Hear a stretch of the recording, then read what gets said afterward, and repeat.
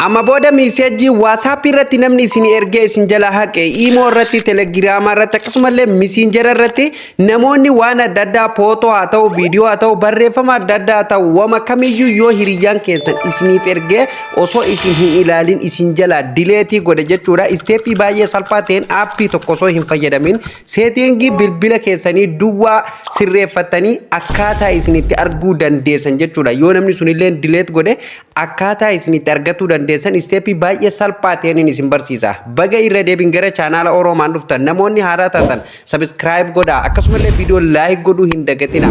Amma kallattii maan gara barumsaa isin dabarsa. Nafaana bu'aa. Egaan daawwattoota Oromaan bilbilli amma isin argitan kuni bilbila lamaatu kan wal addaa wal cinaa jira jechuudha. Bilbila kiyya lamaa wal cinaa kaayitiin WhatsApp tanarraa gara bilbila kanarratti waa ergee akkasumallee dileetii godha. Imo bilbila kanarra jirturraan gara imo bilbila kana jirturratti ergee haqa deebi'ee moo akkamitti akka argadullee isinin argisiisa. Akkasumallee Telegram kanarraa gara bilbila kanarratti miiseejii wayii yookaan emoojillee ta'u suurallee haa ta'u gamana ergeetin jechuudha.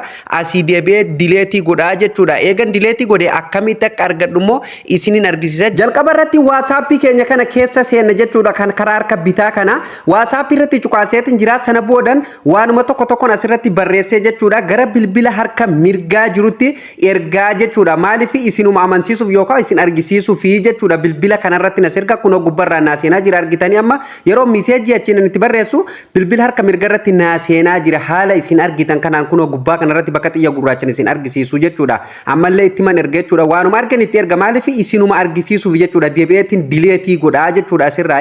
Ammallee mee emoojii wayii wama tokko itti haa ergu jechuudha isinuma amansiisuuf namoonni tokko tokko nama amanin kunoo asirraa laal emoojii tana milikeeffadhaa gubbarraa naaseenee jira argitanii amma sirritti adda baafadhaa bilbila garagara jechuudha. Emoojii tana hunda nan haqa amma gaqqabeetiin bakkuma tokkotti WhatsApp irraa dileetiin godhaa jechuudha. Delete everyone ka jedhu irratti cuqaaseetiin jechuudha. Delete godha nabirallee nama san birallee akka badutti jechuudha. Bilbila lamaanirraa ni badaa jechuudha. Amma bilbila harka mirgarrallee deemee yoo laale hin jiru jechuudha. Lammaffaa irratti gara imo irratti deebinaa jechuudha. Imollee isiniin argisiisa. Imollee ammame ittiin ergaa jechuudha. Waan erguu barbaade waanuma arge barreesseetiin itti erga jechuudha. Si gara imo kanarratti nas erga gubbaa kanarraan jechuudha. Miiseejiin naaseenaa jira jechuudha. Haala isin argitan kanaan jechuudha. Daawwattoota kiyya asirratti ga'anii sagalee beekaatiin irraa cufe jechuudha. Akka isin jeeqneef jedheeti jechuudha. Kadhiimooti kunoo emoojii onnee tana milikeeffadhaa booda yeroon haqu isiniin argisiise akkamitti akka argadhullee onnee kunoo asirri naaseente argitanii gubbaa kanarratti ilaala. Onnee diimtuu fi emoojii tana sirritti adda baafadhaa jechuudha. Milikeeffadhaa booda yeroon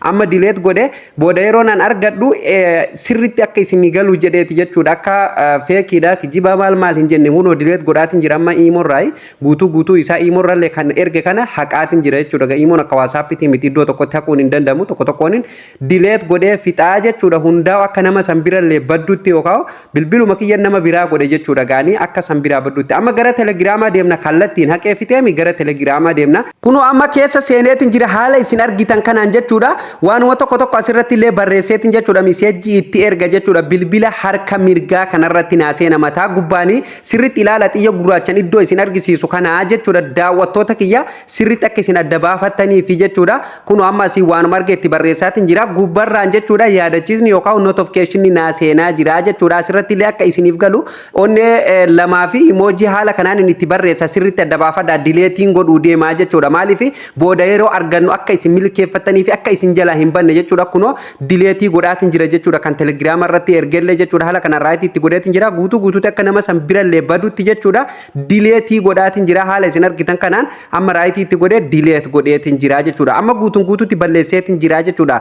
Amma kana argatuuf seetingii bilbila keessanii keessa deemtu jechuudha. Sadeenuu ofirraa xumurtaniimi. Seetingii bilbila keessanii keessa eega seentanii suuta ja'a ol harkisaa bilbilli nama hundaatu tokko miti notification ka jedhu kana asirratti ni barbaaddu irratti ni cuqaastu jechuudha. Yoo notification ka jedhu dhabdan mataa gubbatti bakka seetingiitiin bakka sarchiisan irratti jechuudha. Notifications jedhaati barreessaa kunoo kana qalama diimaa itti isiniif mare kana jechuudha. Notifications ta jedhu yeroo barreessitan isiniif dhufaa jechuudha. Kiyya amma ni qaba bilbilli irrumatti cuqaaseetiin gara fuuldura deema jechuudha. Sana boodan haala kanaan fuula kana qabatee naa dhufa jechuudha. Daawwattoota kiyya asirratti gadi buutanii jechuudha.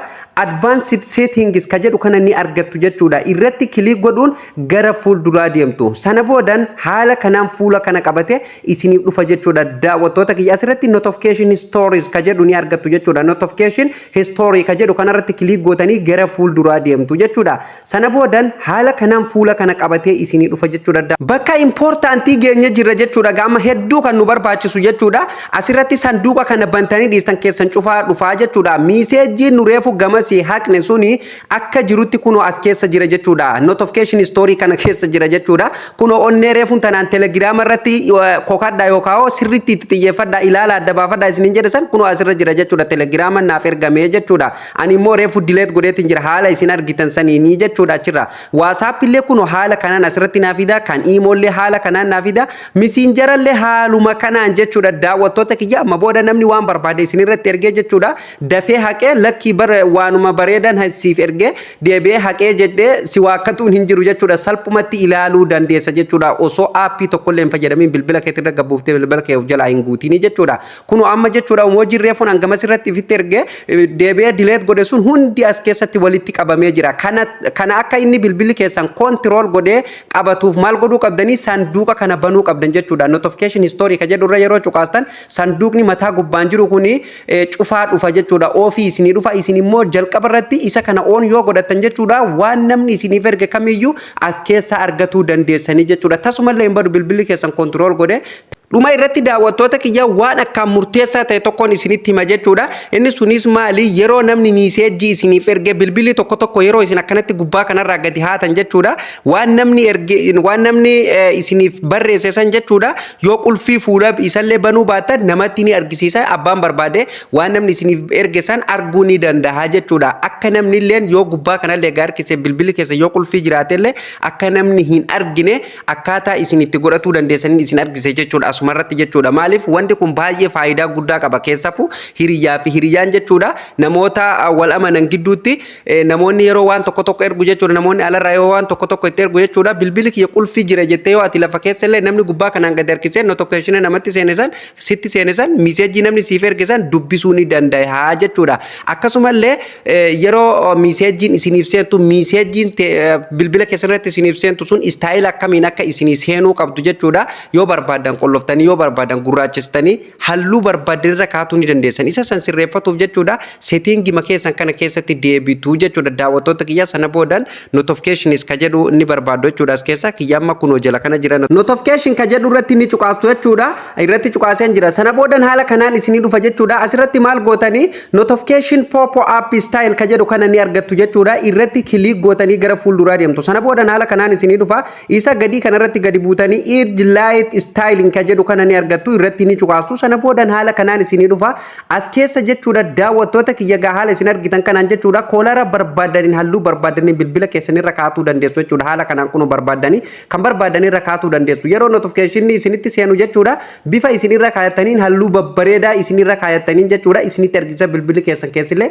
bareeffatuu dandeessu jechuudha akka iPhone-itti waan barbaadanii halluu barbaadaniirra kaa'uu ni dandeessu jechuudha daawwattoota kiyya yeroo irra kaayatanii xumurtan jechuudha danta jettu gama gadii jirti jechuudha dhuma irratti gadi buutanii barreeffama dan jettu tana cuqaastanii dan gootanii keessaa baatu jechuudha ammallee bakkuma amma keessaa baanetti deebinee jechuudha yeroo bilbilli keenya cufaa jirutti namni bilbila keenya akka mataa gubbaa gadi harkisee waan namni nu erge hin ilaalleef jechuudha cufuu qabnaa jechuudha akka hin argineef asirratti lock screen notification ka jedhu ni argattu jechuudha kun asitti yeroo tokko ofirratti kilik gootanii gara fuulduraa deemtu baay'ee murteessaadha gaa inni kuffaan daawwattoota kiyya waa lama qabatee isinii dhufa hide contact ka jedhuu fi show contact ka jedhu qabatee isinii dhufa jechuudha asirratti jechuudha qabiyyee kee mul'isuu fi dhossuu jechuudha hide contact ka jedhu yoo keessanii yeroo namni waa isiniif erge bilbila keessa yeroo cufaa jirutti hiriyyaan keessan jechuudha arguu hin danda'u jechuudha abbaan fedhe isinummaanu hanga isin bantanitti arguu hin dandeessanii jechuudha akkasumallee show contact ka jedhu yoo kaayyatanii bilbila keessa namni matuma gubbaan harkiseetuma waan namni miseejii isiniif barreesse dubbisee dhiisa jechuudha osoo bilbila keessan qulfii fuula hin baninii jechuudha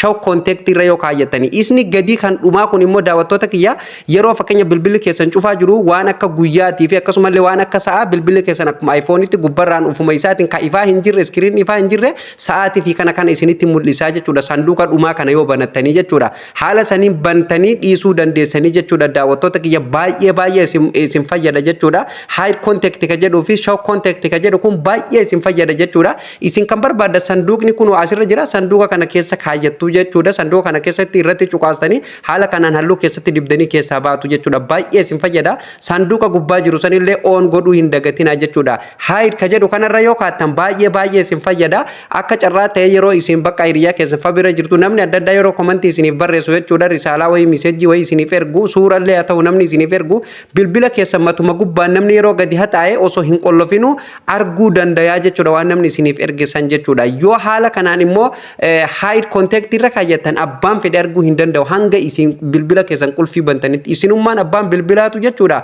Yoo qulfii san bantan malee arguu hin dandeessanii jechuudha. Daawwattoota kiyya haala saniin sirreeffatuu dandeessu. Egaan daawwattootaaf kabajamtoota Oromaan barnoonni irra isiniif qabadee dhufellee jalqabaa kaafnee kan hangammatti waliin ilaalaa turre kana akka isinitti toluuf akka waa irraa barattan abdii guutuun qaba jechuudha. Daawwattoota kiyya maarree isinillee viidiyoo ilaaltanii eega xumurtanii chaanaala Oromaaniif namoonni hanga ammaa haaraa taata subscribe godhaatii miseensa maatii keenyaa tahaa barnoota adda addaa chaanaala keenya irraa ni argattu jechuudha. Dhibee jawwaala keessanii hundumaayyuu viidiyoo gara 360 kan chaanaala kanarratti hojjetamee jiru jechuudha. Daawwattoota kiyya viidiyoo barnoota qofti kanaafuu viidiyoo keenya kan hanga amma duraa hojjannellee jala seentanii chaanaala keenya jala seentanii viidiyoo barnoota bilbila keessanii wal qabatu jechuudha. Rakkoo bilbila keessanii wal qabatu asirratti ilaaltanii furatuu ni dandeessan jechuudha salphumatti jechuudha. Daawwattoota kiyya kanaafuu namoonni hanga irraa subscribe hin godhin please subscribe godhaan isiniin jedha. Chaanaalli akka jaabatti guddataa jira yeroo gabaabaa keessatti maatii 82 ol argannee jirra. Baay'ee galatooma namoonni subscribe gootanii ammallee subscribe godhaa isinuma fayyada jechuudha. Daawwattoota kiyya viidiyoo like godhuu hin dagatinaa bakka isiniif hin galin yaada keessan komentii jalatti naa barreessuu hin dagatinaa.